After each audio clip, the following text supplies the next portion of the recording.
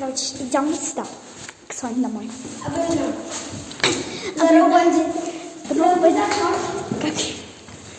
Конечно, могу. Без перил. Пока, Соня. Короче, спускаюсь.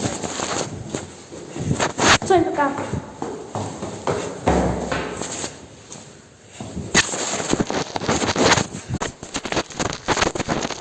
Короче, я сейчас спускаюсь.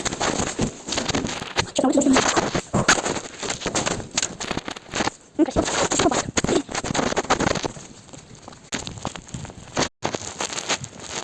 Ну, короче, мы обычно здесь идем домой.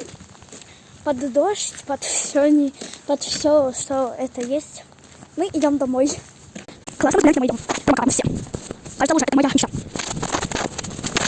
Вот она наша родина.